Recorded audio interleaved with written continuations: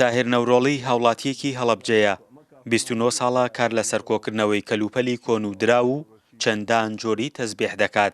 ئەو دەڵێ لە پێش ڕووخانی ڕژێمی بەعسەوە بە دوای ئەم حەزەوەیەتی هەفتاونە بارکرێنە مجەمع لە هەفتاونەی تر زۆر حەزم لە شتانەیەکە بەڵام لەبەرەوەی حیزبی بەعس بوو من نەمەتوانی تفاوشتی وا کۆ بکەم پاکەت و شقاتە و تەزبیح و ئەم شتانمە کۆ کردووە جابخانەیەکم دروست کرد لەم جەماعی زەماقیتر خەڵک حەجێگەر بێت تەماشای پاکەت و شقاتەوەی بکە بەڵام لەوە زیاتر نەمەتوانین چونکە کێی توانێ و کاتە فیشێکی گیان پێوە بگری تە ئەدامیان نەکردی ئەیتر دوای ئەوەکەی تر حکومەتی بەعز ڕوخیا و چین و نەوە و یەک و خاتین و ئەمان ئیتر دەستم کرد بەم شت کۆکردنەوە دارداشە ئەوە ئەمە ماهێرە پێڵێن ماهێر ئەمە 11 تیرە وەسەتە.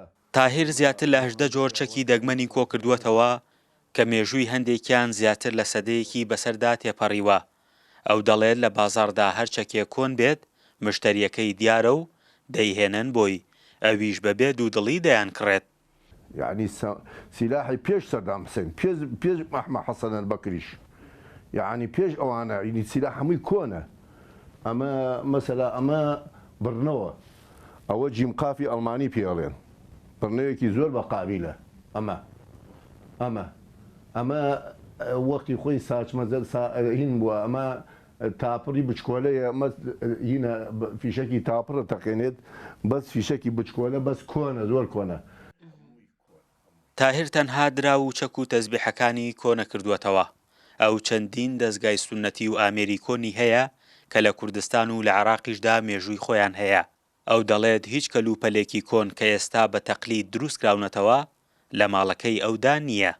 تەماشەکە ماڵە ئابێ تا ئیسەکە لای من پارێزراوە نازانم ساڵی 55 نازانم ساڵی چەند دروستکرایە نازانم بەخوا ئەویان چووکە تاریخی لەسەر ئینسان ناتوانێت زۆرینی بکە ئەمە دایکم وەختی خۆی خۆعافیکایە خۆ دایکم تەونی کردووە پارێستومە ئەمە شەن ئەم شەنە وەختی خۆی باوەڵکەریمم دروستی کردووە لە نازانم ساڵی 58 بووە 55 بووە شەن دروست کراوە خۆی بەدەستی خۆی دروستی کۆ جا سێرەوە عیلمەی ئەو کاتە ئەم شەنە ئەمە چ بە چەنم دروست کراوە ها سیر ئەم دارە نازانم چ دارێکە تا ئیسە ماوە تۆ نەڕزاوە 1970 دروست کراوە ئەمە ئەها تەماشە تا ئیسەکە ئەمە جا زۆر پیس بوو کە من دەستم کەوت یەک دانە هەفتە خەریکی بووم تا پاکم کردگەسەوە ئەو ڕقەمانم دەرخستووە و بەس ئەم بورغوانەی ڕزا بوو. تاهیر عەلی عەبدوڕەحیم خەڵکی گوندی سەراوی سەر بە پارێزگای هەڵەبجەیە. حەز و خولیاکانی لە ساڵی 1970دا بۆ ئەم کارە هەبووە. دواتر بەهۆی مەترسیەکانی ڕژێمی بەعسەوە نەیتوانیوە هیچ جۆرێک لەم کەرەستانە و چەکەکانیش کۆ بکاتەوە. بەڵام لە ساڵی 1991ەوە دەستی بەجێبەجێکردنی حەزەکانی کردووە. خەڵکیش ڕۆژانە بۆ بینینی ئەم کەرەستانە سەردانی دەکەن. ئەویش مێژووی کەرەستەکان و ئەو کەسانشی کە لێی وەرگرتوون بۆیان ڕوون دەکاتەوە. فەرحان هەورامانی دەنگی ئەمریکا هەڵەبجە.